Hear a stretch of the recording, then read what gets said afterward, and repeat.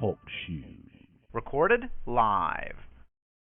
Welcome to Mr. Podcast with Claude and Justin. How's it going, guys? Today we're talking about True Blood episode 305, Trouble, which really could be the title of any True Blood episode, right? Yeah, I was thinking that. Yeah. It's very widely applicable. Mm-hmm. So I remember last podcast we were trying to figure out what 9 crimes meant. Mm-hmm. And one of our True Blood followers on Twitter messaged us and told us that True Blood titles are named after songs. And 9 Crimes is a Damien Rice song. Yes. So thank you. I think that was Daydreaming Net. So that's nice to know. I don't know if Trouble is a Damien Rice song or not, or if they just pick other artists' songs. I'm not sure what their convention is. But yeah, I don't know either. I've general. been looking at their titles since the beginning, and I never really noticed that they were song titles, I guess. Mm-hmm. I've never really heard of the songs, probably, as part of it. And sometimes, such as in the case of Trouble, I would imagine there's more than one song called Trouble. Mm-hmm. So it's sort of like, and not only that, as you said, you could just title an episode that. It doesn't have to be a song reference. I think, 9 Crimes is so specific. Like, they better have 9 crimes in the episode, or it needs to be a reference to something, because it's so, like... And it was and it's the number 9, too. Yeah, it's the number 9. Yeah, so that's just something about True Blood I was never aware of. Yeah, totally. So now I know. Now when I see the titles, I think, oh, that's probably a song. Mm-hmm. Yeah, I think next week's episode is called "I Got a Right to Sing the Blues." So yeah, maybe that's a song title, I guess. I think you're onto something there. Yeah, I'm gonna latch onto that theory. I just came up with that. Yeah, it's a good one. So this episode I thought was pretty good. I'm still not. I don't know if the beginning of the season was just better or I was just eagerly anticipating it, so I was more excited. I feel like the season's kind of leveling off in terms of the craziness that was going on. Yeah. I mean, it's still pretty high level of craziness every now and then, but it's not like the first 2 episodes where it was just like, what the crap is going on, and just I'm seeing stuff I've never seen before every episode. Mhm. Yeah. I feel there's a little bit of a Lost effect for me where it's like the more we learn about what's going on, the more they explain to you what certain characters are doing and why. The mystery of it all sort of goes away, and it's not quite as exciting as when it was just a bunch of random shit going on and we had no idea where they were taking any of it, and so it just felt like they were throwing a lot of stuff out there, and we had to figure out how it all fit together, and I think it's really starting to develop, and it's just. Some of the stuff they're telling us now, I don't know, I've lost interest in certain plot elements that seemed more exciting earlier in the season. The Jason Stackhouse plot, is that what you're saying? Yeah, that's not one that looks like it's going anywhere incredible, I guess. Mm-hmm. Yeah. I'll watch it. I mean, I'm curious what they're going to do with that, but yeah, it does seem kind of like not that great so far. Also, I thought, for me, probably the most surprising thing in this episode, and that sounds weird to say, but was the way that Franklin behaved when Tara tried to run away. She got off pretty easy, I think. I think I remember when she's running away, I'm thinking, okay, when he catches her, all hell is going to break loose. Yeah. And he sort of kind of blames himself and he's such a weird character, and I was just thinking, how does a vampire become like this? No other vampire. I mean, we've seen vampires that, obviously, to a large degree, vampires is, sociopathic, but he's all over the place. He's almost like bipolar or something, where you just don't know how he's going to act any given moment. Yes, exactly. Yeah, and I guess I didn't really, before this episode, I didn't really perceive him as this really needy, kind of desperate sort of character that I guess, based on the dialogue, just goes out and like kidnaps women and becomes like infatuated with them, and then I don't know, eventually like whatever happens, it blows up and he kills them or whatever, and it's over and he moves on to the next one. Like I just originally he came across like vampire James Bond, like very, very slick and very together, and he's just such a mess in this episode. Like, I feel like I feel like maybe the main idea that they're showing us here is that his kryptonite is women or something, is these relationships, and he gets so involved, and it just makes him become a blood crying mess. Right. Because he did, the beginning when we first saw him, he was sort of doing in general spy work, Right. Running around getting stuff at Bill's house and glamoring people and coercing people into giving him information and stuff. But yeah, he definitely has been more emotional than I thought he would be, and I think there is something interesting that he's infatuated with Tara, and she's got this abyss of darkness, from everything she's been through, and I think he senses that, and that's interesting to him. And but I've really been enjoying how Tara has to deal with this. When he proposes to her. What he says, literally, he says, "Will you be my vampire bride?" Which is just like, is this a joke? Is that what they actually say? And I'm thinking that, first of all, the look on her face, it was priceless. I love it, and I love her reaction. But I'm thinking to myself, I'm thinking like, hey, Tara, would you rather be in this situation now or with Marianne now? Like, which was worse for you? Yeah. Because season 2, she was in hot water, but this is a whole different ball game. It is, yeah. I mean, I think from what's happened so far, I think what happened with Marianne was worse.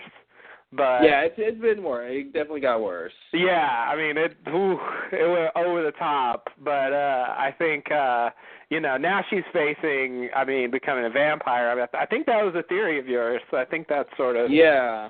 I mean, not necessarily confirmed that they're going to do it, but at least confirmed that they're going to pursue it a bit. Well, speaking of that, sort of breaking news to a degree, they just released a little trailer for the second part of Season 3 at Comic-Con, which is going on right now. So that's on the HBO.com website. So if you don't mind some spoilers, check that out. It definitely gives you a good sense of where the season's going. And spoiler alert, from that trailer, I'm pretty much convinced that she's at least going to go through the ceremony of becoming a vampire. It's not clear if she will become one. Yeah. But they have a shot that shows part of that process. Yeah, okay, right. I think I know what you mean. Yeah. I think it's been a thing, I remember we talked a little, you also thought, and they kind of messed around with it when Lafayette was captured at the beginning of Season 2, he was like, hey, turn me into a vampire. And I remember we talked about it, and it was like, yeah, it'd be cool to see what would happen to have, like, one of the main characters actually become a vampire, because they really haven't done that yet. Yeah. So far, the only vampire we've really seen created was Jessica, and she was a character who was just introduced, specifically for the purpose of being turned into a vampire. We didn't know her before that. So they really haven't gone down the road of let's take someone we've known for a while and turn them into a vampire and see what that's like. So I think it would be a big step. I mean, the thing is, once they do it, they really got to commit to it. I mean, there's no undoing it. So Yeah. I think.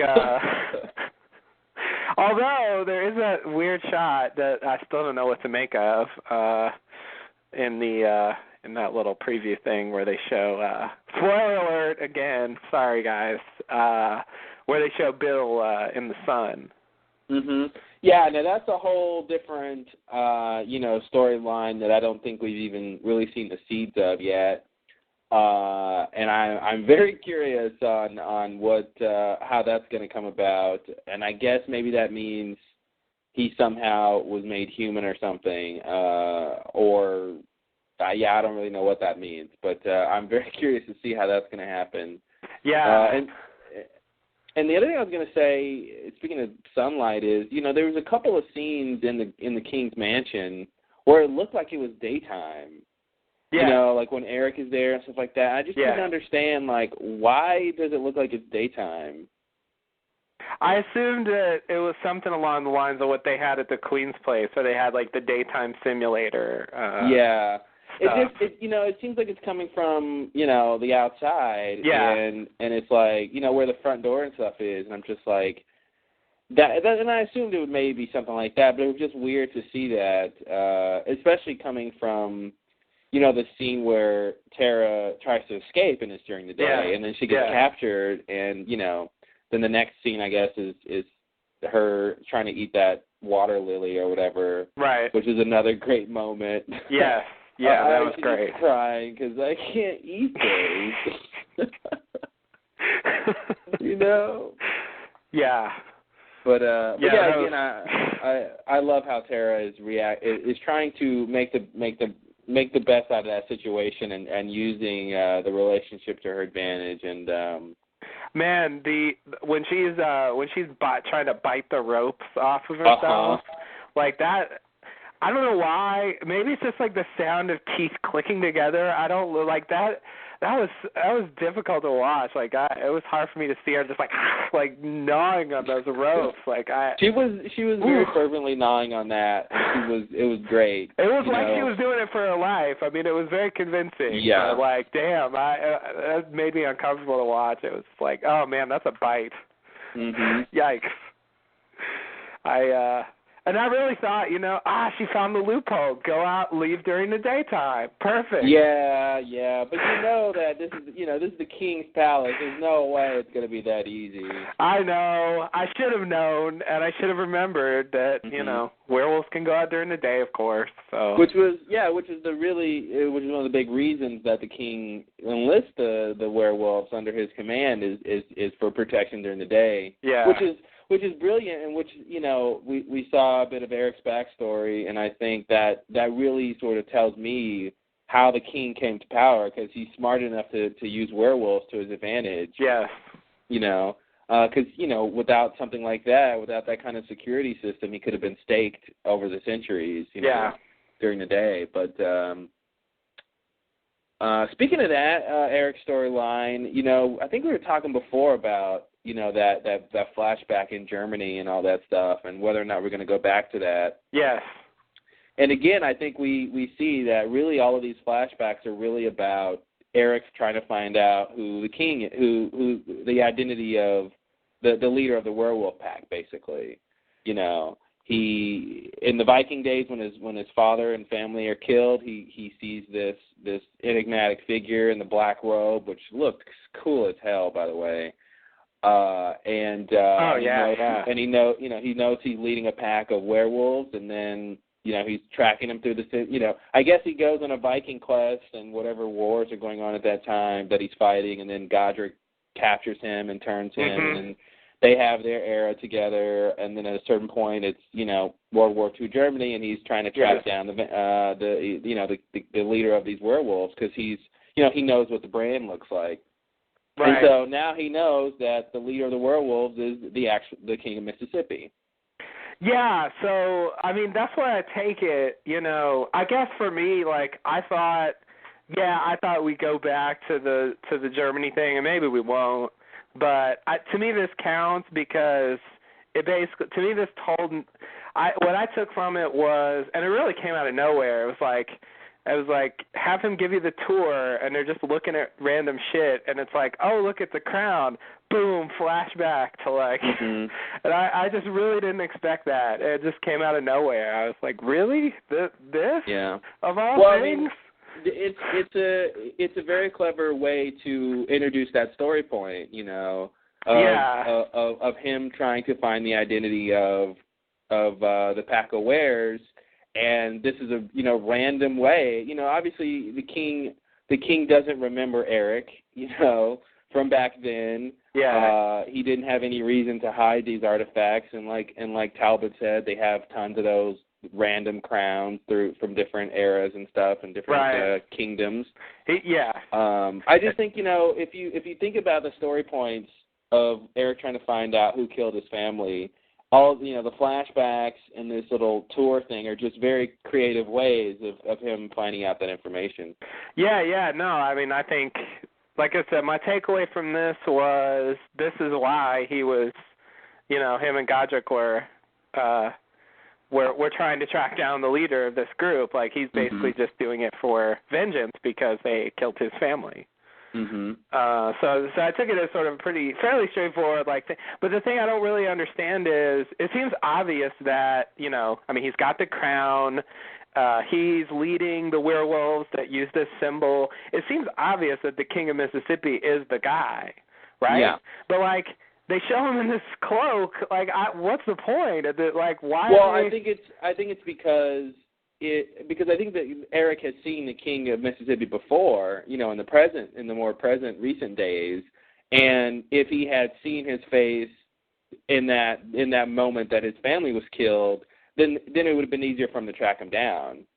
You know, he would have been, you know, then the next time he sees his vampire, he would know immediately that you know, you're the guy who killed my family. But since he was cloaked, when Eric saw him the first time, he never, it's just, you know, it's the mystery of it all. Plus, it looked fantastic. Well, yeah, it was so cool to see the werewolf walk by, and he's got that crown, and he looks like death, you know. Right, yeah, he does.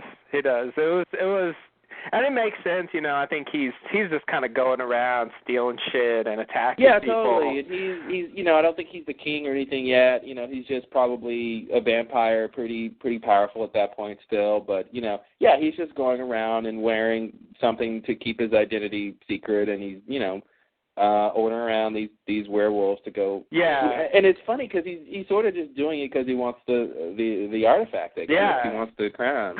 Yeah, nothing too crazy as far as the motivation, but yeah, he's not trying to take over the Viking kingdom or anything, or you know. Right. Yeah.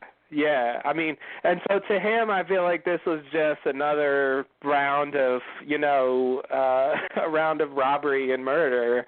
Totally. And so I can buy that he wouldn't necessarily, you know, expect, okay, this is that guy from that Viking village, you know, a billion years ago. So that makes sense. It's just, I guess to me, it comes across like it's a mystery who this is. I guess the point is it's a mystery for Eric at that point. But it's a mystery for Eric, and I will say this: there's probably some, you know, less astute people who are watching the show that haven't put two and two together yet. Okay. And when you get the scene of Eric confronting the king about this or something, then you know, there will be a percentage of people who finally realize then, oh, that's the same person. So I think to a degree it is hiding the mystery, you know, suspending the mystery a little bit for the audience. But I mean, I really think since it is a flashback, it's being accurate that Eric, you know, didn't see the guy's face. Right. Yeah, it's definitely from his point of view, so it makes sense they would show it that way. Because if they were going to show his face, they'd have to really leave his point of view, and it would be awkward. Plus, as you said, it just looked cool. It was worth it for whatever reason, you know. Even if it was a contrived reason, it was just such a cool shot. Yeah. Don't be a hero, Viking. You know, this is great. Yeah. It was weird to see that. I guess I thought Godric and Eric were on more of a, you know, assignment or something. I didn't really necessarily think it was personal. Yeah, that's what I realized. It's totally personal. And now we realize it's really Prince Eric. Yeah. Or maybe he became king, so when his father died. Yes. So. Yeah. But so I guess that sort of royalty? explains why he eventually. I guess he leads an expedition. Like I think that's what's happening when Godric. Yeah. I guess either. Him. Yeah, I assume he was just fighting random Viking wars, but he's probably specifically out trying to find these werewolves. Yeah. And track down their leader. Yeah, and so I guess once he becomes a vampire, he just uses that to his advantage to try to track this guy down. And I guess now he's really there, and it's probably not long before he puts together what's going on. Mhm. In fact, he may have already figured it out. I think he figured it out. I mean, that's what that flashback was for, was to be like, okay, I remember this crown. This is my father's crown. Yeah. And this is something he hasn't seen in a couple 100 years or 1,000 years or something. When are the Vikings? I think like 1100, 1200s or something, or before that. Roughly, 1,000 years ago, roughly. Yeah. So yeah, it's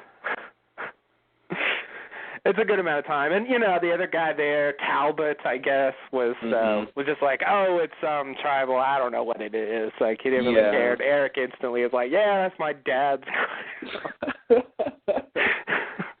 It's like I think I mean we see him leading these worlds with this symbol. I mean, it would be so weird if they were like, that's not him, that's some other guy. It can't be. It just wouldn't. They wouldn't do that. Yeah. They wouldn't do that. They're like, oh, he just got the crown and he took over, or I don't know. That doesn't make any sense. So I think I wouldn't be surprised if Talbot shows him, some other room full of clothes, and Eric sees that cloak or something. I mean, they're not going to do that, but I mean, I think that would be something else to be like, okay, this is the same guy. Here's the cloak he was wearing, Right. Yeah. Yeah. What else is interesting in this episode? So you got the Bill stuff. The Bill. Yes.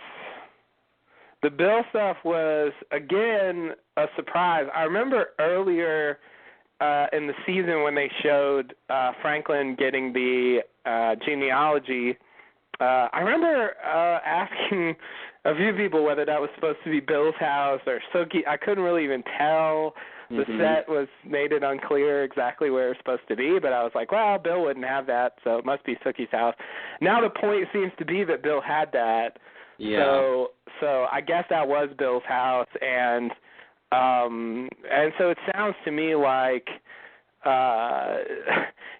possibly because of the Queen, I think she was invoked at a certain point. Bill had this genealogy on Sookie, and they're investigating her because of her abilities, which she displays in this episode. Whatever those are exactly. I mean, part of it's the reading minds thing, but there's also the hand blue light power, whatever that is. To talk to the hand. Talk to the hand, perfect. The ultimate talk to the hand.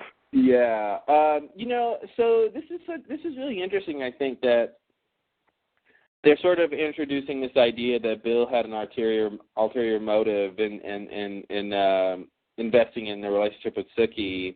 The fact that they're doing this in season 3, I think, is pretty interesting. It's pretty crazy. Yeah, but I will say, I remember in season 1 when Bill first comes into the picture and Sookie's grandmother is there. I remember thinking feeling like there was some sort of history there, or he knew the family before, or something like that. That the grandmother had a secret she was hiding.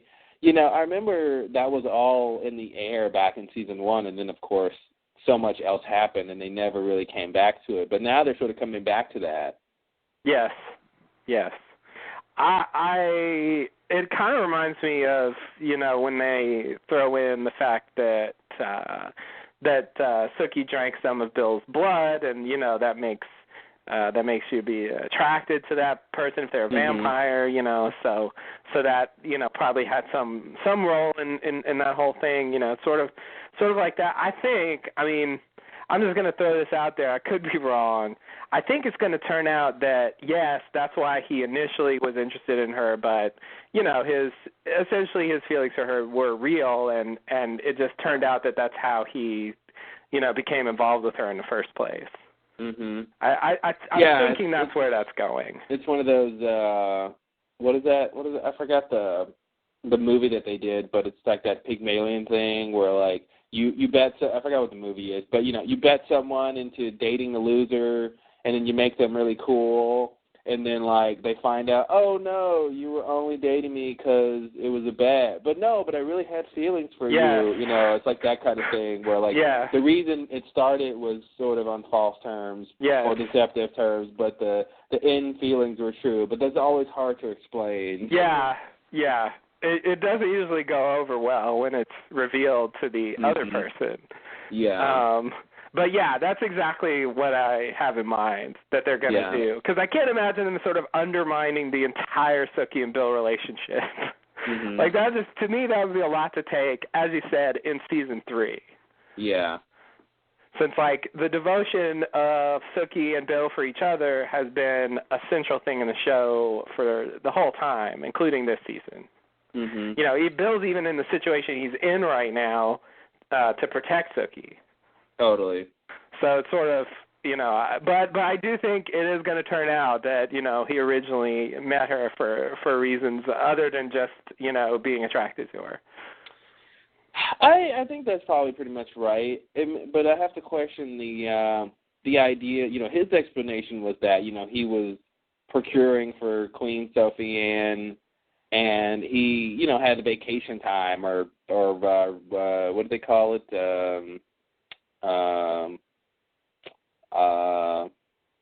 What do they call it that professors do when they take time off? Sabbatical. Sabbatical. I was going to say respite. It's probably close, but not exactly. But yeah, like he was on sabbatical and he just decides to go to, you know, his ancestral home or something. But yeah, I wonder if that's half true. And it's like, okay, I want to go where I used to live, and I'm going there because of Sophie Anne's orders, or if it's just like she ordered him to do that, and he wasn't going to go back to Bonton in any way, you know. Right. So it's sort of a minor point, but I'm wondering which side they'll land on that. Yeah. I really don't know. I mean, Bill, so far he's just kind of denying it. But I mean I think again he's lying because I think he senses as we get the idea at the end that the King of Mississippi is interested in Sookie for seemingly the same reason that the Queen was, and so I think again I feel like he's just trying to throw him off. Yeah. Well, I feel like the Queen might have known more than the King knows because I don't think. Well, I guess I should say I feel like maybe the Queen knows she's more than a telepath, but I think the King doesn't know that till the end of the episode. You know, he's interested. He knows that Sookie's a telepath, which apparently is a very rare, special gift among the supernaturals. Yeah. And and I think largely because it's easy to hide that power. And maybe it's super rare too. So I'm thinking maybe Sophie Anne knows that Sookie is more than that. Maybe she knows or has an idea of specifically what kind of supernatural entity she is. But it seems like the King became interested in Sookie because of Bill. He knows Sookie's a telepath, so that's interesting. He needs to, because I feel like the King only gets involved in Bill and Sookie's relationship because of he wants to take control over the Queen. And he goes, okay, I can get Bill Compton to give me some info on her, and in order to get Bill Compton to join me, I'm going to need to get his human, who he's so devoted to, who, by the way, is a telepath. That's interesting. So he sends Franklin to go investigate.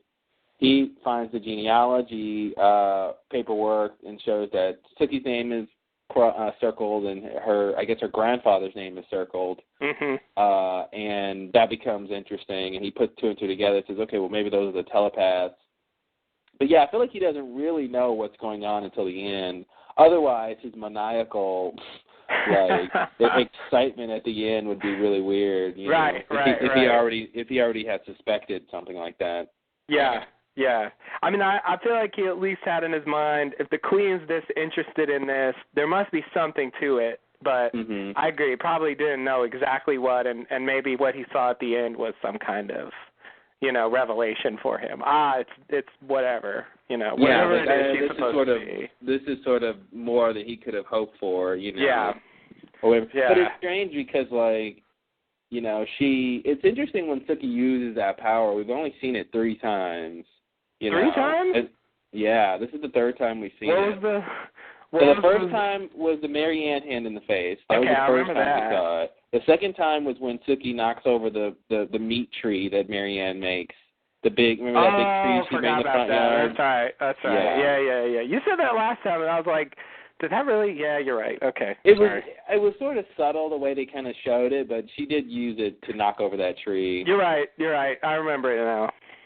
And then this is the 3rd time, the biggest we've seen. This one knocked him back. Knocked him across the room, sort of. Mm-hmm. Of course, I do think Cooter is less powerful than Mary Ann is. So, totally. Mary Ann seemed to enjoy it in a way. She did. She loved it. Yeah. It was like a facial. What are you? Like, oh, this will keep my skin nice and firm. Yeah. What are you? That was maniacal laughter. I was having trouble naming what kind of laughter that was. Yeah. It was. He was just giddy with excitement about the discovery. Yeah. Man, that King of Mississippi, holy shit. He's hardcore. And he brings up this, there's this little throwaway line about, the Magister only has the power we give to him. And he calls him an anachronistic toad, I believe, is the phrase, which basically means he's got no real place in their modern vampire society. He's just sort of a relic. Yes. And I don't know if he means, when he says, like you just said, he says, the only power is the power that we give him. And I don't know if he means that literally or just sort of like, how we give elected officials power or something. Yeah, I took it more that way. Yeah, I didn't know if he meant almost like, Santa Claus or something. Since they believe that the Magister has power, he has power. Right. But yeah, I guess I'll take it more on the sort of political idea of that he's got the power. Just like the sheriff has a power. Yeah. He has jurisdiction or something. They let him have authority. I really like Dennis O'Hare. He's doing a great job as the king. Yeah, he really, I don't know. He just kind of won me over a bit in this episode. I was a little bit skeptical of him. I guess because I do like him better than the Queen. I will say that. But, totally. No comparison. But for me, he was up against Mary Ann, and he's just really not like her that much. But but he's got his own thing going on. I think I'm on board. Yeah, I've seen this actor in a couple of other shows, little smaller parts here and there, and I noticed him and stuff, but I haven't really seen him really, have a huge role in anything. So it's kind of cool to see what he can do, and he's I don't know what he's doing, but it's good. It's nothing, it's not like Mary Ann where she has all these. She had a particular kind of screen presence. Yes. And quality about her. But he's just, I don't know what he's doing, but it's really good. Yeah. Also, and so this whole, Bill is responsible for selling the vampire blood, yeah. That, again, that's, you call it contrivance. I think you're right. It really, again, felt like a Lost scene, where they build this thing up and then they just brush it off really quickly because it becomes more about the fact that Eric's there, what he discovers when he's there, and like Bill's got his own problems, and he just laughs off the whole like, oh, I'm selling the blood, okay, whatever. Well, yeah, and Talbot says, which is a great line, Bill is too square to sell vampire blood. Yeah. So it's almost like, if this went to any sort of vampire court, like it'd be hard pressed for you to convince anybody Bill would be behind that scheme. Yeah. But yeah, they kind of brushed it off, and Eric basically sums it up in a line, and he says, if I don't turn over Bill to the Magister, he's going to the Magister's going to kill Pam basically, right? Or the Queen is going to be implicated. So it's like that was the whole thing in the previous episode where he says, hey, it's either going to be treason or what was the alternative? Treason or treason against the Queen, or he'd be convicted for selling the blood, I guess. Right.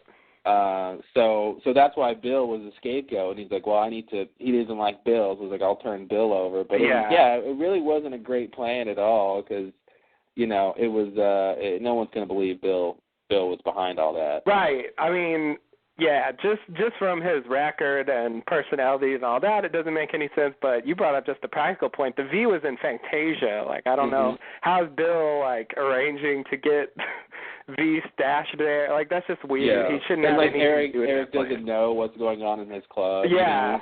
Yeah, and like Bill barely has anything to do with that place. I mean, he's not the kind of guy that goes there, I guess. Once again, so it was sort of a contrivance to get Eric to go see the king, which is a big part of the plot point that they need for him to see the crown from his father and all that. So and then whatever else Eric's going to get into. Yeah. With the king and Talbot and all that. Yeah. I did enjoy them shunning Marlena, though, or Lorena. Uh-oh. The return of Marlena. I think it's Lorena, right? Lorena, yeah. Okay, yeah. I did enjoy when he's like, boys only. It's like when little boys make a tree house and they say no girls allowed. Yeah. She was kind of a she didn't really do much in this episode. She just kind of there. I mean, Bill's already cut that deal that I think she's supposed to die, right, if Bill fulfills the purpose. I don't know where they really stand now, because at the end of the episode it comes across like, the king isn't interested in Bill anymore. I think that's supposed to be true. It was a little, I didn't quite follow what was going on, but, Cooter comes in and he's like, you're on the king's shit list or something, and so then it seems like he's over you or something. Yeah. So it seems like I'm guessing that the king is sort of moving on to Sookie and trying to get out of her whatever the queen was. Like, he's seeing Bill as not being particularly useful anymore now that he's sort of brought Sookie there basically. So, I think that's true. So maybe his deal with the king won't necessarily hold. But I have to say, her dying would not be the worst thing that ever happened on the show.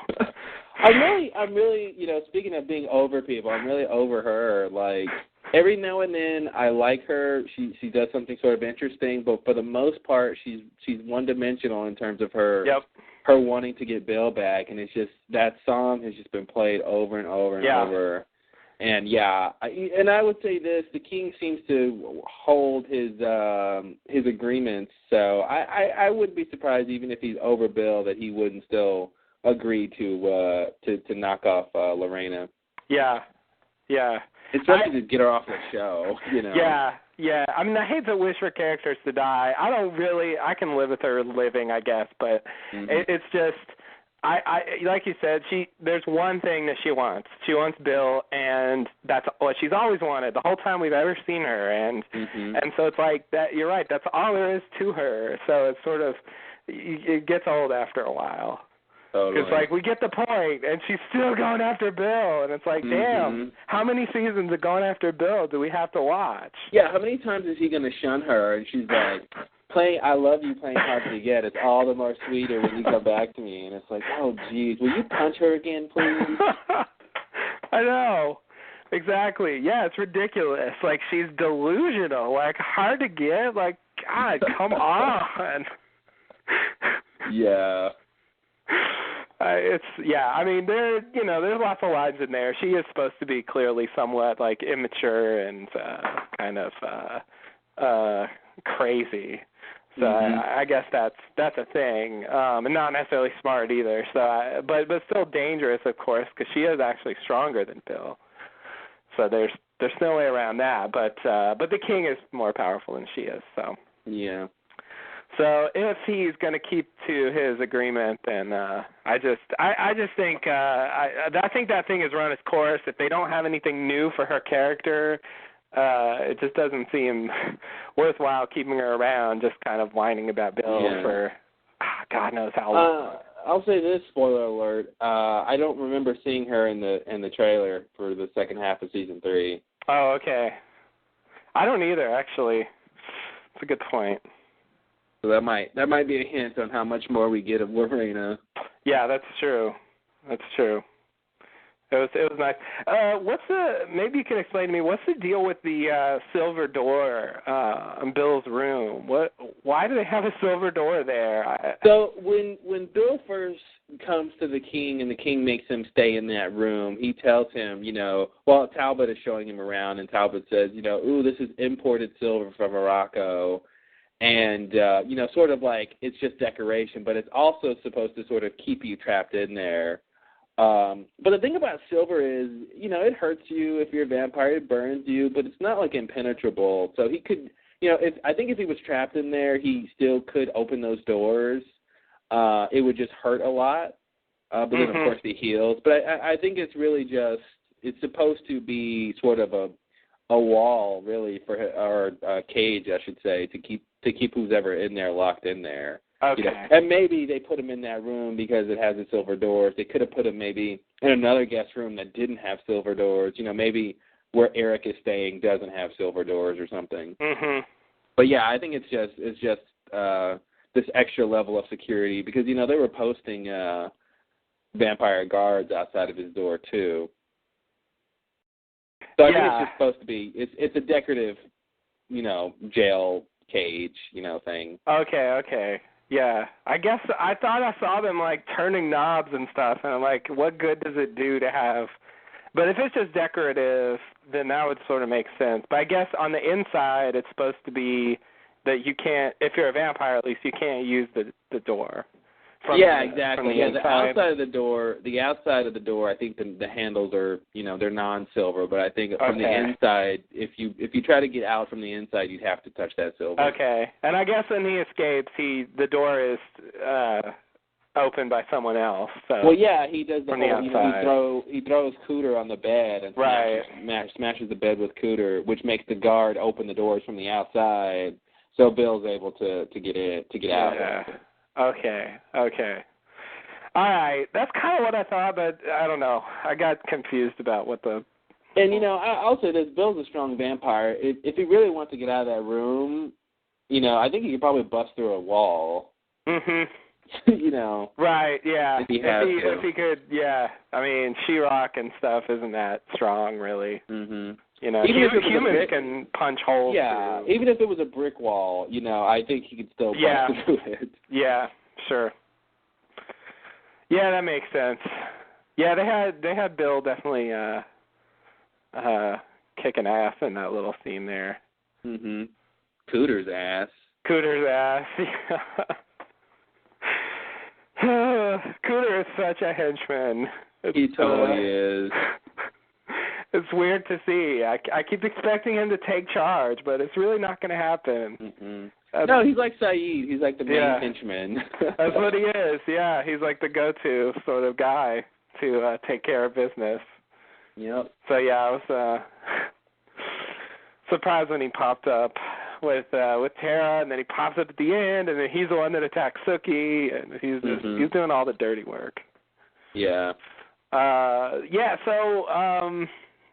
So I think I still don't exactly know what the point of them, getting a hold of Sookie, what exactly the payoff is supposed to be. I mean, it doesn't look like, the King of Mitsu didn't necessarily seem to know exactly what the payoff was. Yeah, that's pretty much what he said in terms of Bill. He was like, somewhere down the line there's a payoff for you, whatever that is. Yeah. So, but I'm assuming that, maybe one of the big things this season is, whatever that is. Oh yeah, I mean, I think they're driving definitely home towards what Sookie is or what she can do, and how how people can manipulate her and use her for their own purposes. Right. Surprise. Yeah. Yeah. No. And they did throw in that one guy in season 2 who could who had the telepathy thing. Mm-hmm. So they did introduce the idea that she's not the only telepath out there. But I guess the idea is that they're really rare because obviously she's never met anyone else besides that guy. Mm-hmm. And they can sort of tell each other because they can hear each other hearing each other, I guess. Yeah. That was sort of what happened. They could hear that they were hearing each other's thoughts. Mm-hmm. So it becomes harder to keep it a secret. But I still don't know. I guess it makes sense. I think it's good. I think it's good that Sookie has some mystery about her. I think, I guess you're right. There was some mystery with the grandmother. Of course, her parents, were dead before the series started, and so it definitely came across like there was some kind of past that might have something to it. Totally. So I think it seems like something's going on.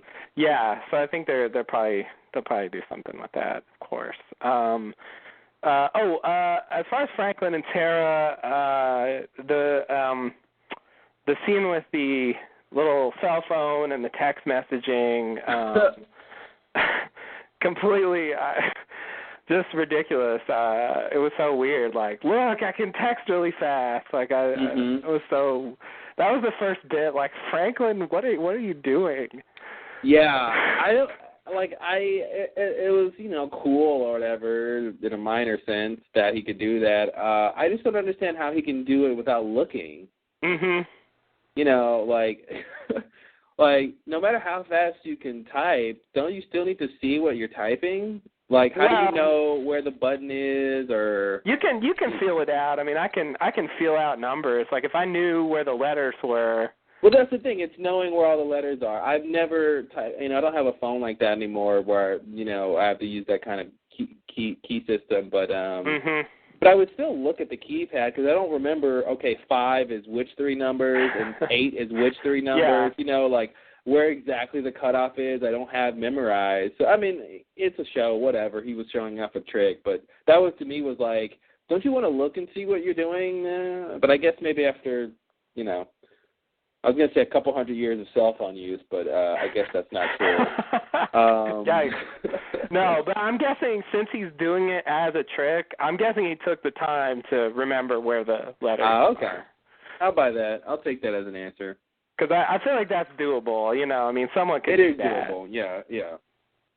And the point is supposed to be how fast he's doing it, but yeah, I didn't really think. I guess he wants to show it off, so it sort of looks better if he's holding it towards her. But he can hold it towards her and look at it. But he wants to see the look on her face. He does, as he's doing it. He wants her reaction. That's the big thing. But it was just such a weird bit that he was so invested in. Like, look, isn't this awesome? Like, it was just weird. Like, Franklin, what's up? And then the whole crying scene was just took it over the top for me. But the thing about it that really shocked me, I guess, was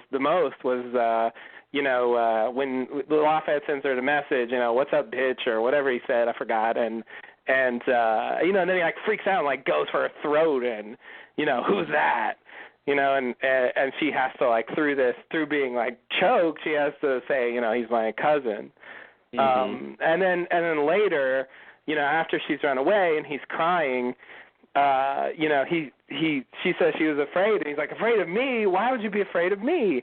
And I wanted to say, you tried to choke me to death earlier. Well, you glamored me into telling you something about my best friend. You tied me up left me on the toilet for several days.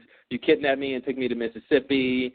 there's a list of reasons why she should be afraid, and then, of course, what you just said, you just tried to choke me out. Yeah, based on an assumption that was wrong, and you didn't. I mean, he didn't even apologize for it after he did it. Well, I mean, that's part of the craziness. I think is that his emotions swing very rapidly in different directions, and he's not sort of aware of that fact. Right. That I just almost killed you. Over this little misunderstanding. And it was almost like, when he's choking her and she said, he's my cousin, and he doesn't let up yet. And it's not until she says he's gay that he lets up. Mm-hmm.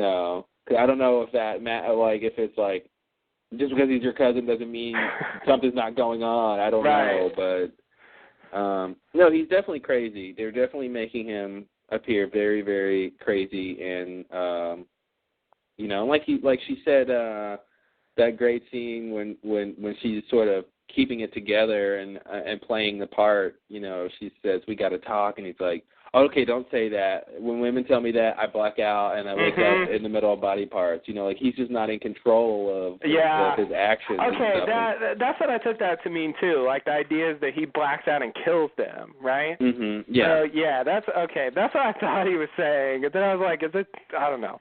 They were telling him we have to talk, and then knocking him out and killing people. That's just weird. That doesn't make any sense. Yeah, they try to break up with him, and he can't handle that, and he just goes insane. Yeah. Okay. But I love. She's like, if we're gonna be together, you're gonna have to remember that I'm alive. Yeah. And he's like, oh, I'm so sorry, and she's like, it ain't nothing but a thing. And I'm like, me being alive and needing to eat ain't nothing but a thing. Yeah, that was great. Oh, yeah, I ain't nothing but a thing. Love that. Yeah, you make a good point, though. I was just thinking of specifically, you could have killed me if you squeezed your hand a little more, broke my neck or something. You're on the verge of choking me. I was thinking just because that was a specific thing where her life was in danger, recently that he did to her, but, I mean, he's done all kinds of stuff, and all she says is, you tie me up. That's all she's got, and it's I feel like you're really underselling why you would be afraid of him. He can be somewhat rational, I hope, to realize he really is bad. But I guess not, because he's doing this stuff and he doesn't seem to understand why that would make someone afraid. He's laughing one minute, he's crying the next minute, he's angry the next minute. Yeah. I don't know if you can be really rational with a person like that, and really try to explain how their behavior isn't safe. I don't know if he would really grasp that. So, like I said, I love how she's sort of playing the part, and she's doing what she can to make the best of the situation. And I kind of hope she gets turned into a vampire. I mean, I'd rather see Lafayette as a vampire, but I would love to see Tara as a vampire and see what she does with that. And but I think the caveat there and the thing to really watch out for is if Franklin turns her, he's her master. Right. And she can't get away from, it's going to be that much, exponentially harder to get away from him if he is her master. He could potentially be worse than Lorena. Totally. And what's sad is, not sad, but, what's strange, or whatever the word is that, ironic maybe, is that they did like each other when they first met. Yes, yeah. Yeah, they did. Mm-hmm. That's true. Yeah. Yeah. So it's not 100% he came out of nowhere and she never was interested and she was just afraid of him from the beginning. It's she was into him in the beginning and things were kind of okay. Yeah. Yeah, she asked him to bite her. It got pretty far before he took it to a point where she just was like, okay, this is insane. I can't deal with this. Yeah. So you're right. I mean, it did start on more or less even terms. Mhm. So that's I kind of forgot about that stuff. It's moved so far beyond those days. Mhm. Now it's okay, you're going to be my vampire bride. Yeah, it'll be. I'll take it if they do it. I'll take it. I think it's to me like being a vampire. It's almost like if you have a character lose a limb or something. It's it's just something you're always going to have to deal with. No going back, yeah. Yeah. Yeah, and when you write that character from now on, you're going to have to deal with the fact that they're a vampire. They can't go out during the day, and, they have all these weaknesses and strengths as well, and needs. They have to drink blood. I mean, there's all kinds of crap that comes along with that, and so it would be a big commitment to do. And I of course, I have no idea what happens in the book, so if it happens in the books, they they may very well do it. Yeah. I really don't know. It would be interesting. But I feel like there's a possibility they won't do it. Oh yeah, I think it can sort of go either way. But I almost feel like it's an appropriate evolution for her character to go. She's going towards the dark side every season, and that's the next step. I think you brought it up earlier. Like Franklin sort of says what his attraction to her is, which is I forget exactly how he phrases it, but it's sort of like she's as I don't know what was the word he used? As dark as he is, yeah. Basically as messed up as he is. Yeah, like she's messed up, and he's attracted to that because he's messed up too, and so they're both like kind of they've both got serious problems. Yeah. Like that's the big thing that which sort of makes sense now that we know sort of more about what his problems are. Because I think when he said that originally, I didn't notice it because at that point I didn't really know. I mean, besides just the fact that I guess I originally thought he was kidnapping her for some reason. Mm-hmm. I mean, I thought, well, okay, for some like more like plot level reason. Yeah, not a personal reason. Yeah, exactly. But it really looks like it's totally personal. The king seems to not care less what's going on there. It's just another round of Franklin's craziness. Mhm. And they're just like whatever. He did his job and they just kind of let it go. But yeah, that's his own little project. So I mean, the only way it's not going to happen is if someone steps in and stops it somehow. Yeah, totally. I'll say, should we talk about Sookie? I don't know. She's like the main character. Should we talk about her on the podcast? I thought we talked some about Sookie earlier, but sure, why not? I think we mentioned her indirectly about her powers and stuff, but sure. I mean, she's not there's not a ton going on with her except for she's still trying to find Bill, and of course at the end she finds Bill. She's having a bit of a Sun and Jin style problem where there's sort of she wants Bill back. She's trying to get Bill back. That's all she's got at this point. Yeah. So it makes whenever just like Lorena, whenever you have characters just on one track and that's all they do for a long time, there's not that much to say about it. Yeah. I love what was that line Sookie says when they're in the beginning when they're driving in the van after? Oh, that's the other thing that was weird. The way they picked up from the Lou Pine scene with everybody turning into werewolves, right? And then we were talking last podcast, well, is it a full moon? Mm-hmm. What's going on? And I guess it's just no. Cooter, they're all drugged out on the V, and Cooter turns into a werewolf and starts this chain reaction of that energy going through the room, and I guess that's his explanation, is he couldn't sort of help it. I guess he didn't actually turn, it seems like, but he was close to turning. Yes. Some kind of vibe, like group thing where they all feed off each other's energy and everybody starts like turning into werewolves because that's. I guess it makes sense in a pack mentality, I guess. Yeah. I guess that's just something they have built in. They sort of respond to each other in that way. I love Sookie's line when he's driving really fast and she's worried how fast he's driving, and she's like, I am not going to get killed because of your shitty girlfriend and the Mississippi pothole. Love that line. You know, yes. That combination of things should not kill anyone, you know, like your shitty girlfriend and the Mississippi pothole. Yes. Yeah, that was definitely a good line. I mean, I don't really have a problem with Sookie. I think she's fine. You know. Yeah, totally. No, she's doing her thing. I don't have a problem. She really has her moments, you know, and there's a little bit such a like action movie thing in the preview where they show her shooting the shotgun, and what does she say, like, "Get out of my room, bitch," or something. Oh, totally. Can't wait to see that. No, she's got her moments when she's one of the feistiest characters ever on TV. And yeah, no, when she has her those moments, it's pretty awesome. Anna Paquin's great. You know, she's awesome. Like feisty to a level that it's hard to even understand. Like feisty to a point that it endangers her life on numerous occasions.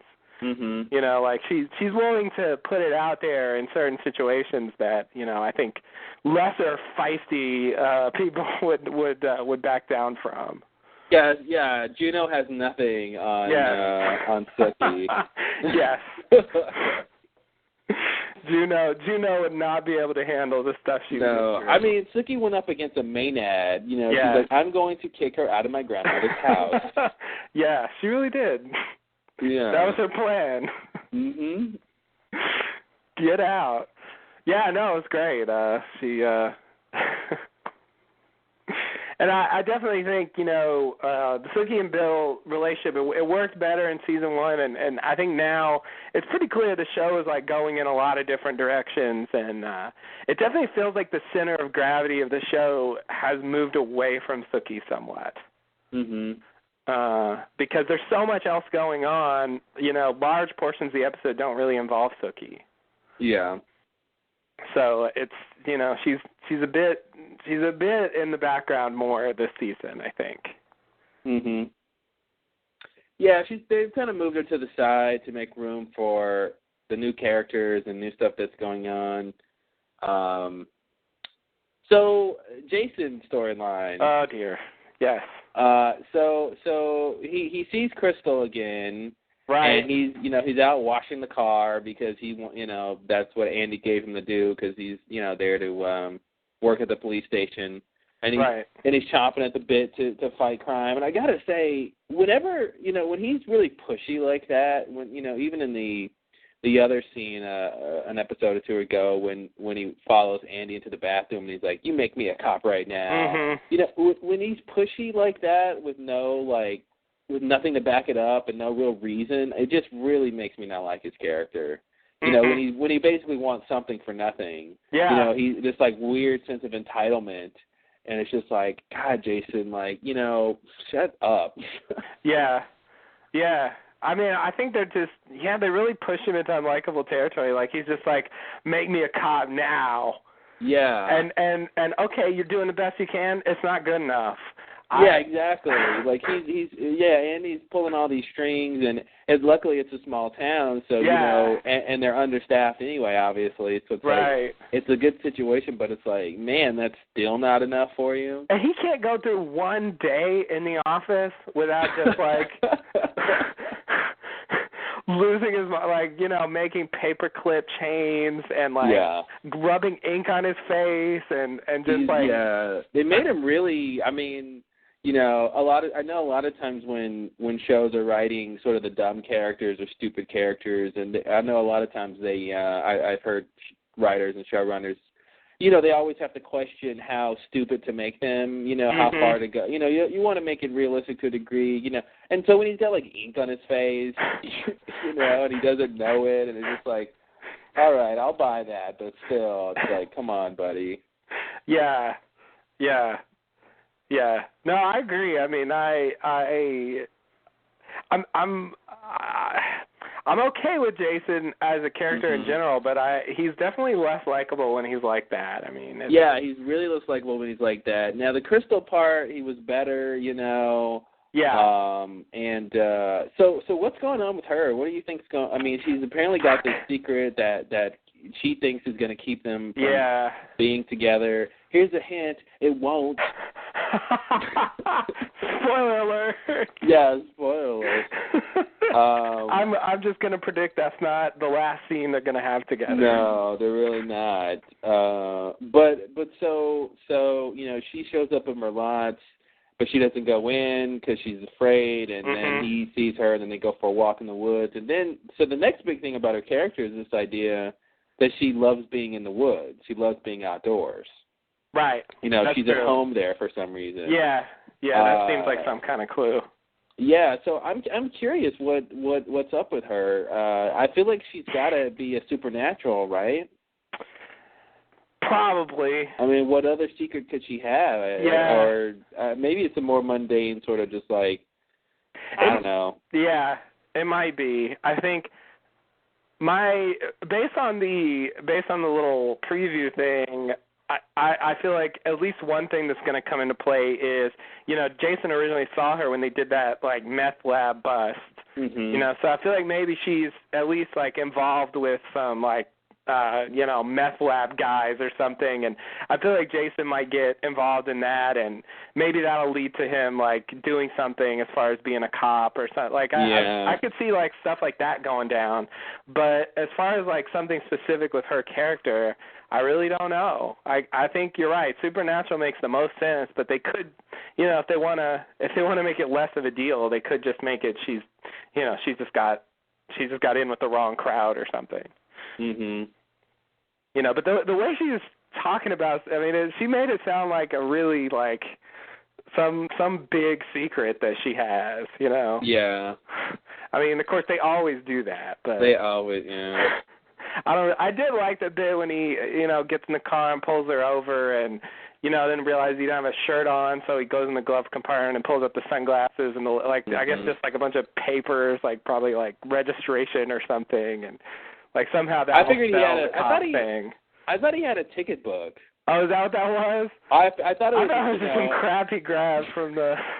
I thought it was like, a ticket book makes more sense. Yeah. Presumably a cop car would have that in it, I guess, but yeah. It looked to me like just a couple of papers with like a pin clipped around it. So I don't know. Mm-hmm. It looks like it wasn't really anything. Yeah. But anyway, I like that sort of sells the cop thing, and he tries to pull that off. Yeah, he saunters up there with the cop with the glasses on and a 6-pack, and he's like, "Yeah, my name's Jason. Why don't you give me your number?" Yeah, I feel like that's Jason there is coming from the same place that he was when he decided to grab some sticks and a gas mask and pretend to be the god that comes. Mhm. Mhm. Like there's just he has this confidence that he walks into a situation and does these ridiculous things and he really thinks he can pull it off. Yeah. Like I really think he's trying to sell the I'm a cop angle.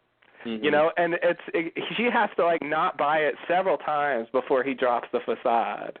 Yeah, totally. It's weird. He's a strange one. But yeah, I agree. That whole thing once that started it sort of worked better, but him in the office was awful. Mhm. I think but yeah, I don't know what she could be though. Someone who likes being outside. I mean, I guess it could be something they've never shown us before. Yeah.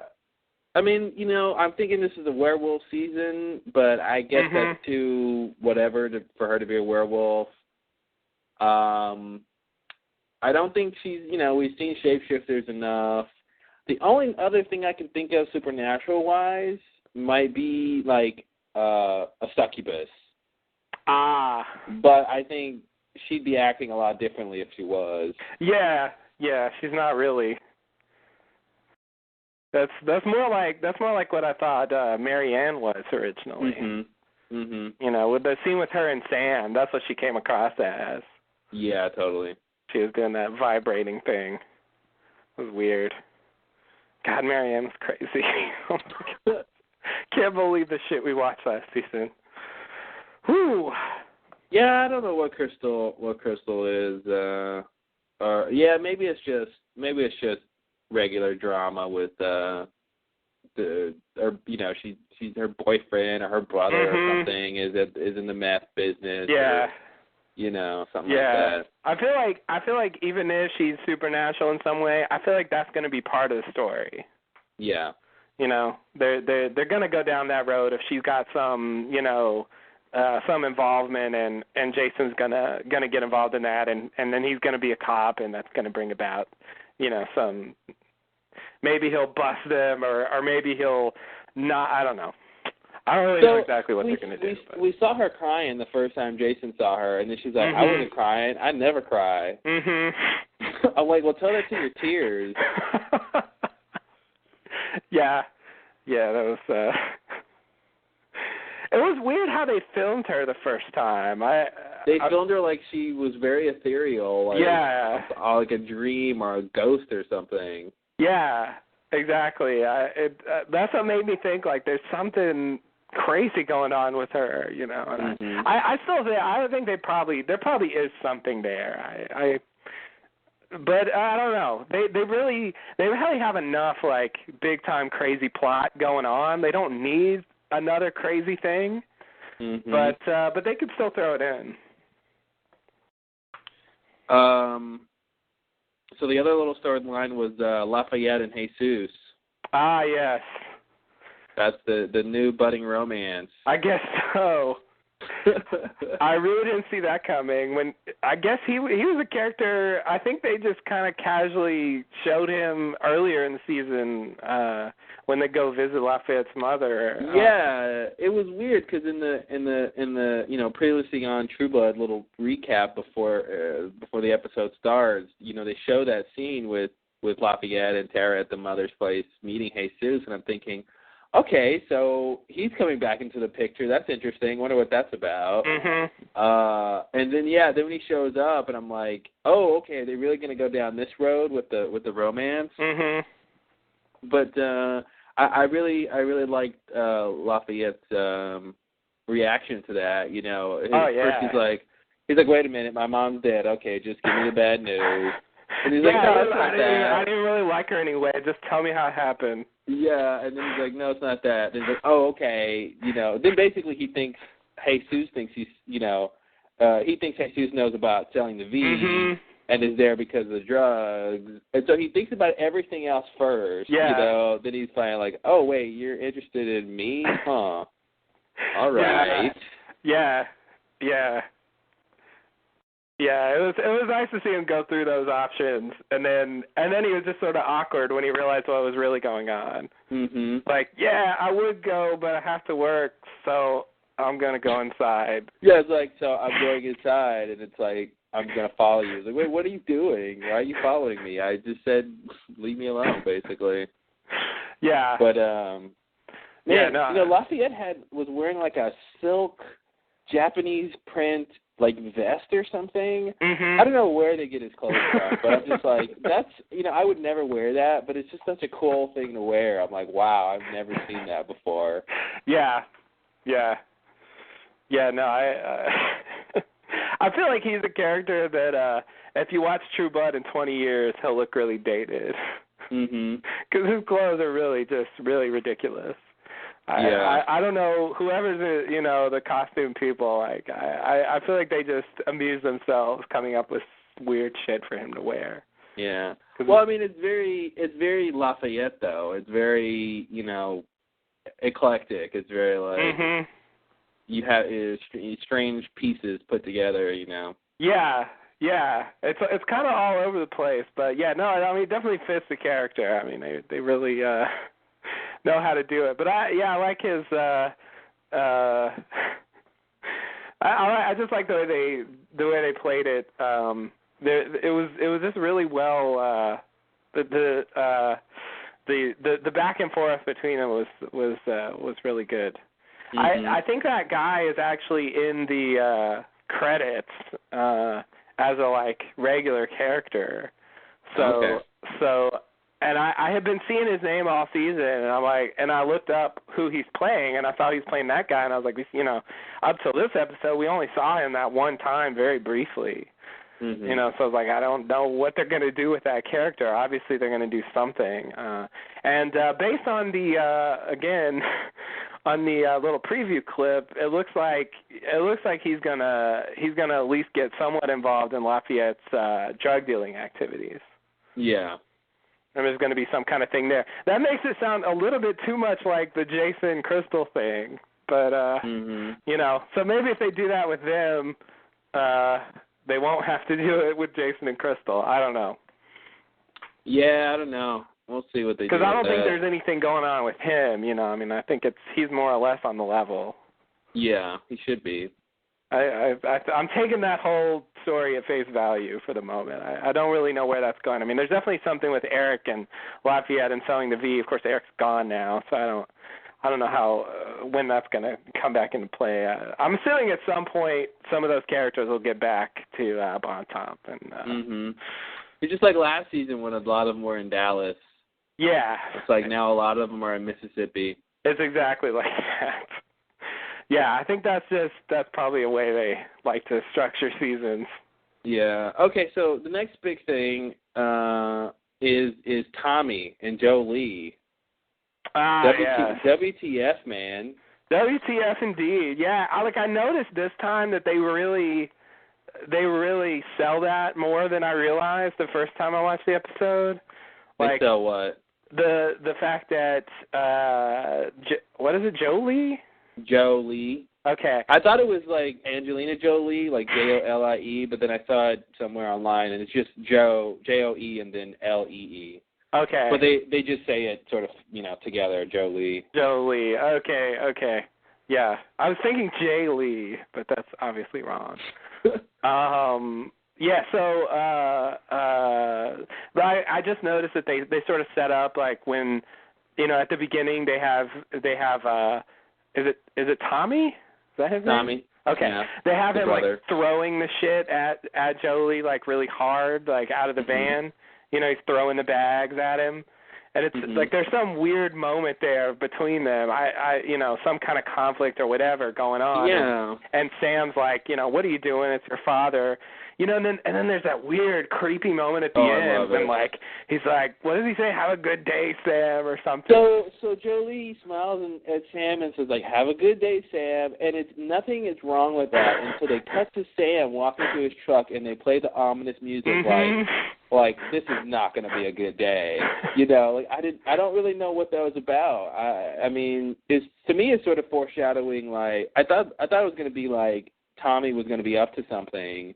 Like Jolie knew Tommy would be up to something at work or something like that. But it seems to just be foreshadowing really the night when Jolie is drunk and comes storming in there and then they have that little moment where Jolie calls the bar. And that's what I was going to say.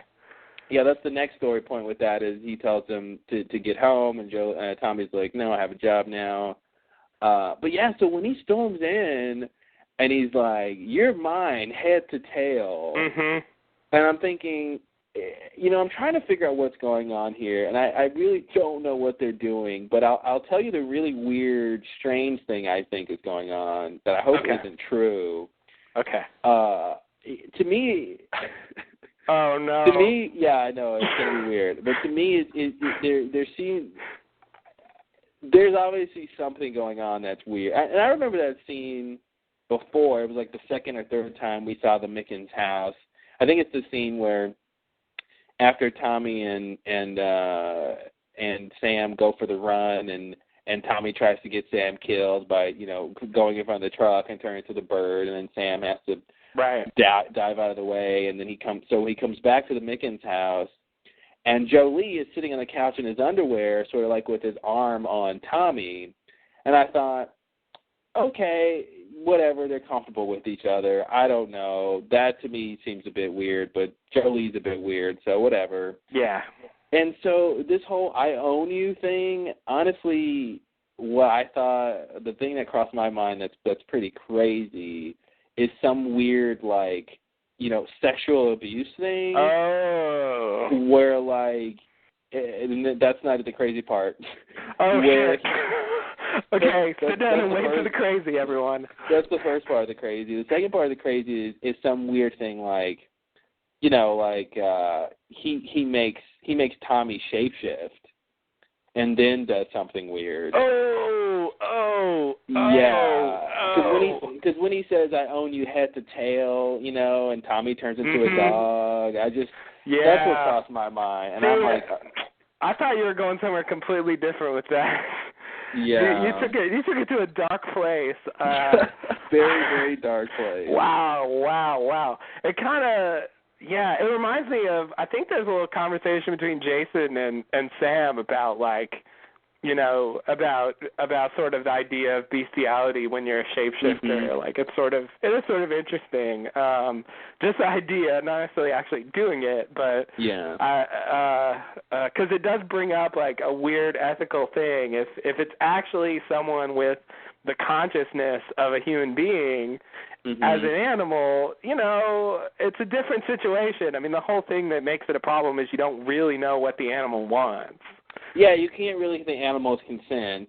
Yeah, there's sort of no way to really say that. You don't know if you're abusing. You don't know exactly how much you're hurting them. So that all those issues sort of go away when you're talking about a shapeshifter. So it's sort of like, you know, in a certain sense, it doesn't seem as bad. But I thought that's why I thought it'd be a weird twist on a sort of like, you know, child abuse sort of situation where the child is a shapeshifter and this guy is that demented where he forces him to shift and then, you know, has his way with him or something weird. And that's what came to mind because I don't know what else is going on. Why else is he so not protective, but what's the word, like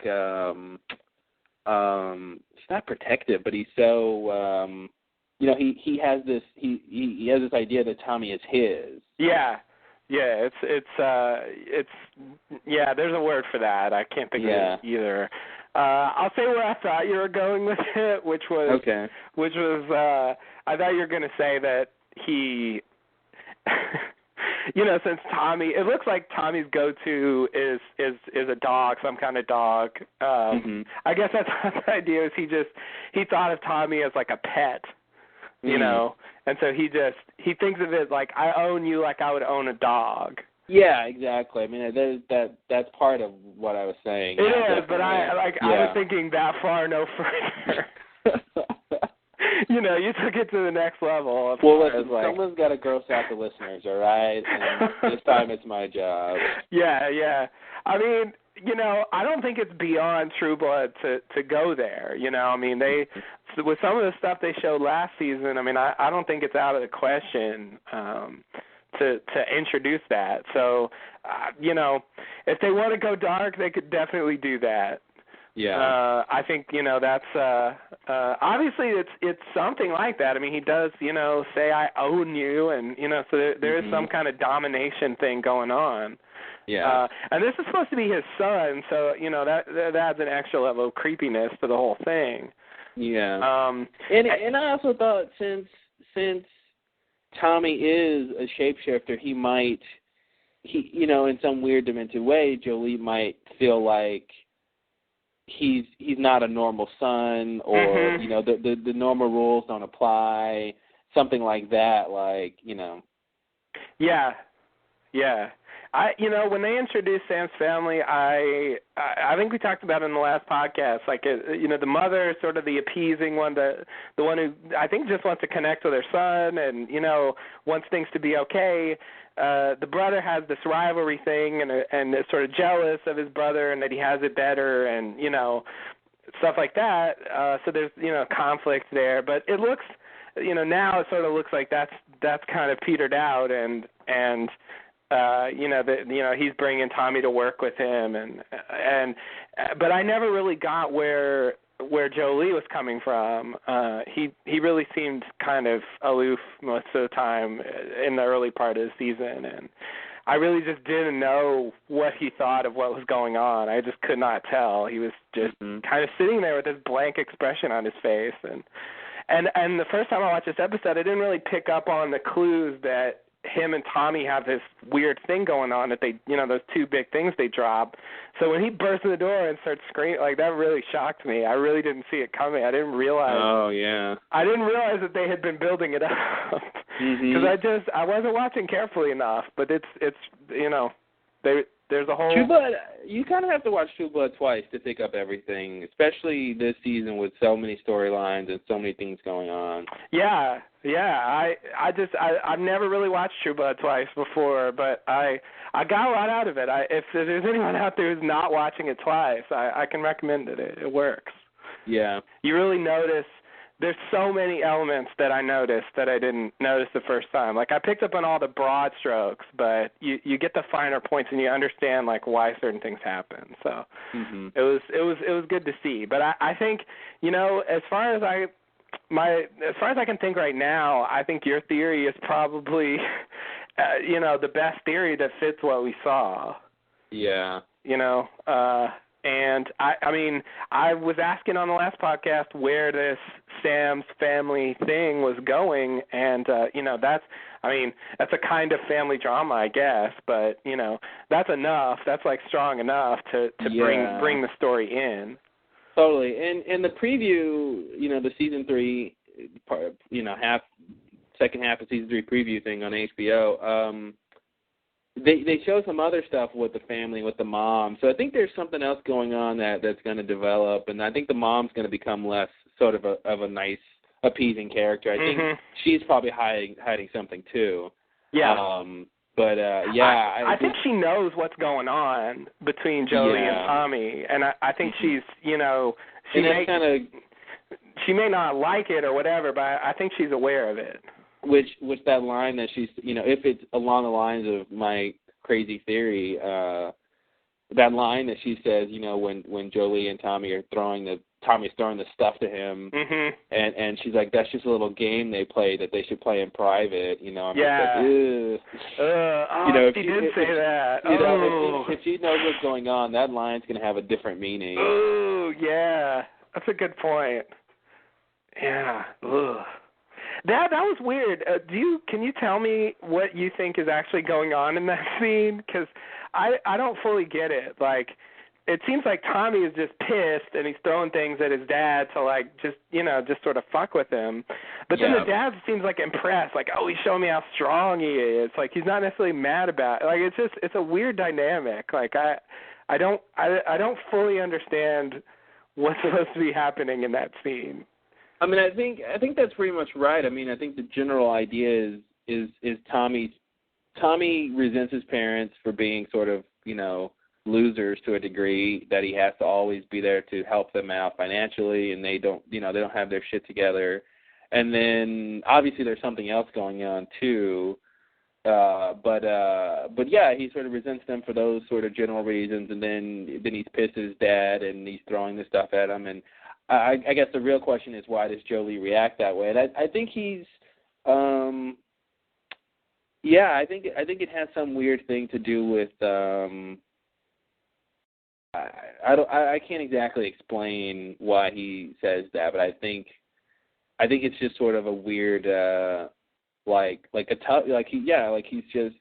he's instead of, he's throwing this stuff at his dad.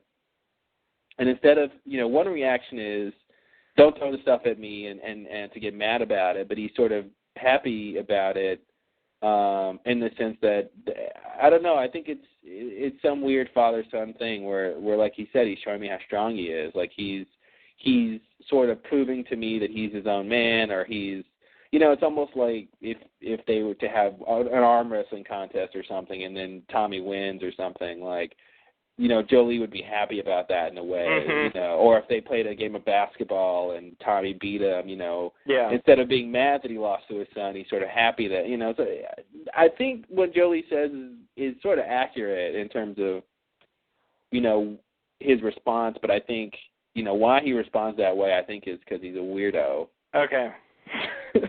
All right. That works. It's weird to have seemingly, I mean, if that's where they're going with that, it's kind of like the Franklin Tara thing. Mhm. Like he's this kind of crazy possessive character who just latches onto this other character and sort of takes ownership of them, I guess. Yeah. But gets on edge whenever that's threatened in any way. Oh, another thing I was going to say along the lines of why, I almost feel like since Jolie isn't a shifter, that might have something to do with how he's treating Tommy. Yeah. I definitely think that's gonna come into play in some way. I think you're right. Yeah. But a lot of interesting stuff in this episode. I think we hit all the main stuff. Yeah, I was gonna bring up a couple of small things. Terry's moving in with Arlene. Presumably, they're just kind of keeping that in the air. Presumably, that's leading to a revelation that it's not his baby. I did like Arlene's little bit about how it happened again and again and again, and that other time and again. That was such a great line. Again and again and again. And you think she's done, and just like, in that other time too. Yeah. And you count up, and you're like, okay, she has 2 kids, and she just named about like 5 kids. Mm-hmm. Like there's some I things. don't think she's talking about kids. I think she's talking about moving in. Oh, okay. Yeah. Having a guy move in is what she's talking about. I see. So I think she's had that many guys move in before. I guess I thought she was talking about being pregnant. No, I don't think she's talking about being pregnant. Okay. Because I mean, the topic of that scene is Terry moving in. Yeah, no, you're right. Yeah. I just, that's what brought that about. What she's going through that we know, yeah. Yeah, so I just sort of thought that's what she was talking. But yeah, okay, just guys moving in, I guess. Yeah.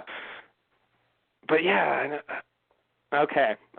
I guess the last one was sort of a disaster in terms of being a serial killer. Oops. We've all been there, eh? So yeah, okay, fair enough. I think that's, at the very least, I can say, I think that's going to lead to Terry finding out that it's not his kid, and I don't know. I feel like Terry's probably, if she had just told him, I think he could handle it.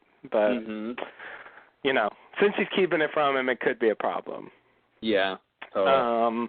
I honestly think he's not going to care. He might be upset when he finds out, but he's not. I don't know what it is about Terry. I have to give the actor the credit, but no matter what he does, he's just awesome. It's just something about this guy. He's, when he tells, when he's talking to Sam and he's hugging him, and Sam's like, "You're breaking my ribs here, buddy." They're just like, "Oh, Terry." Yeah. There's some kind of He's got some quality that he brings to that character. I don't know what it is. It's some kind of magic the actor's doing. He's always interesting to watch. Yeah. There's something quirky about that character that keeps you interested. Even when what he's going through is a very straightforward kind of plot, but it's sort of like he's I guess the idea is he's kind of got this post-traumatic stress kind of thing going on. So he's a little bit crazy. And yeah. So that's sort of part of why he comes off as being a little bit crazy. Yeah. But still, he plays it well. It definitely works. You could make a character like that much less pleasant. And he sort of makes that work and makes it a likable character, So it's nice. The other little bit was the little thing between Arlene and Jessica, where she says, don't glamour me, don't hypnotize me, or whatever you people do. Then she turns around and immediately. Yeah, she immediately glamours to complete innocent people.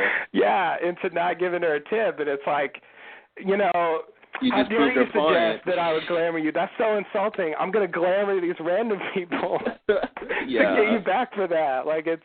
That was so, I don't know. That was a weird bit.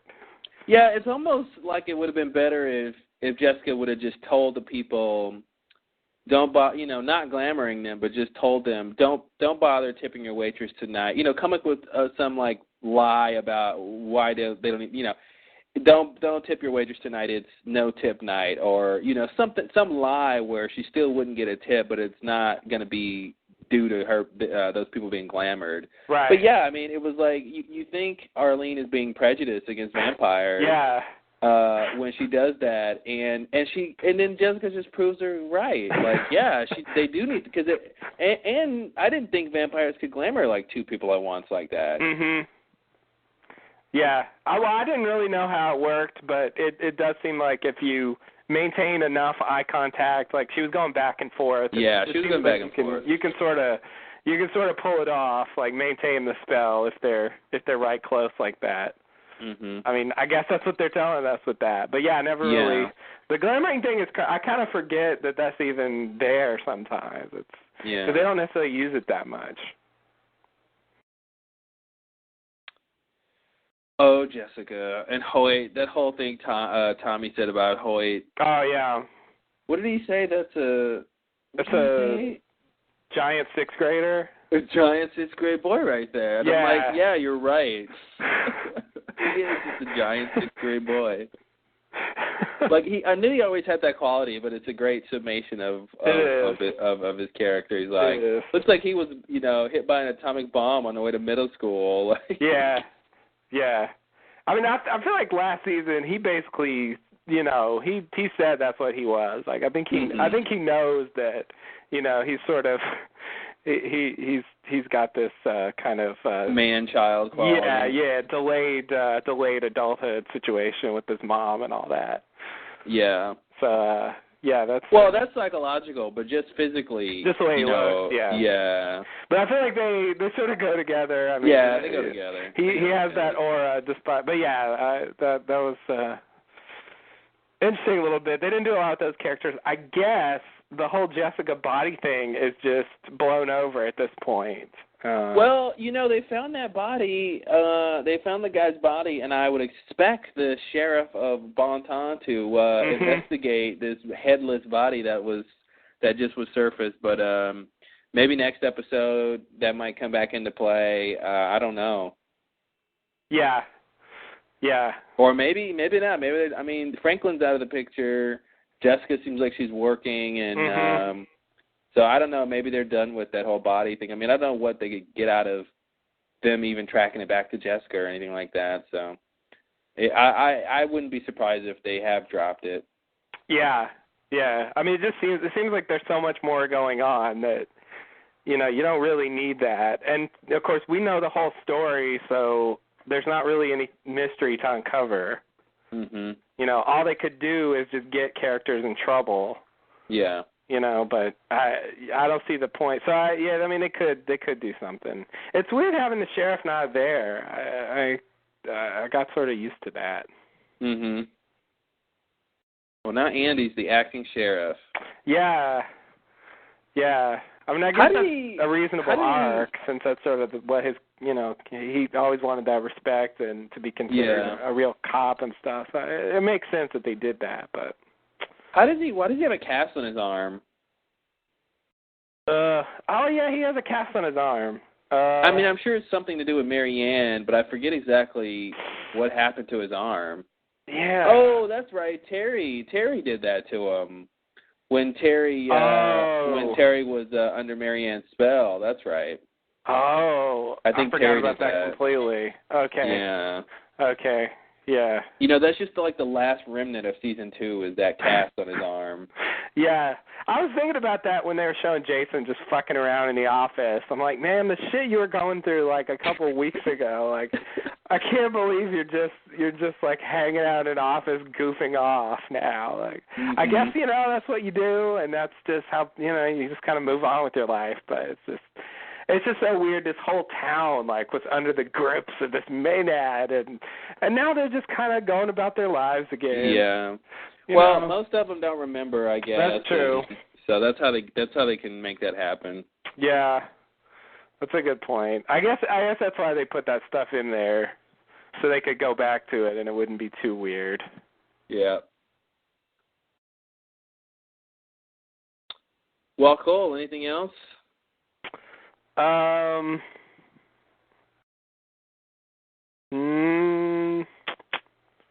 No, I think that's it. I think that's all. That's all I can think of. I'm pretty sure we covered every scene. So. Yeah, pretty much. Pretty much. I did enjoy the episode. I agree that there's something, it doesn't have the sort of high energy, nonstop, like, feeling that the first part of the season did, but I think for like mid-season developments, it's going pretty strong. Yeah, no, it's pretty strong. It's you know, most True Blood episodes are really good, and so this is no exception. Yeah. I mean, I remember last season there were a couple of notably kind of weak ones around like 8 or 9 or so. You know, probably the weakest before the build up to the end. Yeah, it was sort of like after the Fellowship of the Sun blows over, but before they get back to Bon Tom and start dealing with Marianne. So there's a bit of a lull there where it just kind of felt like, you know, the story was just spinning its wheels. You know, but they're definitely not doing that here. I mean, there's pretty major developments in this episode. They're not fucking around. Yeah. So yeah, I'm definitely on board for this season. They've got me hooked. I'm going to keep watching. Would you say they've glamored you into watching this season? I would say that. Would you say you're thirsty for more True Blood? I would also say that. Is this season fantastic? Of course it is. I can keep going, but I shan't. I'm sure you could. Yes. All right. Well, thanks for listening, everybody. You can catch us on Twitter. Please join our Twitter following, and it's Mr. Podcast, one word, of course. And we'll be back next week with the next True Blood episode. I think that's it. Yeah, I wanted to add something. What else is it? We've got an email thing, which is mrpodcastcj@gmail.com. If you want to try that. CJ is in Claude and Justin. Right. Mr. Podcast CJ. Yes. Mr. Podcast, I think, was taken. So there's that. And also, TLD.net has a Mr. Podcast section if you want to do the forum thing. Come join the forums, yep. Yeah. You know, that's a cool thing to do. So anyway, there's my plugs. All right, everyone. Until next time, we'll stake you later. Really? We'll stake you later. Stake you later. I don't know. Who even is that a pun? What's? Okay. It's like see you later. Yeah, but, I got it. But vampires get staked. But yeah, okay, I understand. All right. Well, now that I've explained it, there's no joke left. So. I'm still amused that was your outline. I don't know how to follow that up. Fangwell or something. Yeah, Fangwell, everybody. I don't know. Yeah. We'll come up with some better ones. We don't have any great outros for Mr. Podcast. Yeah, I don't know. Namaste and good luck. I don't know. Yeah. Bye, guys. Bye.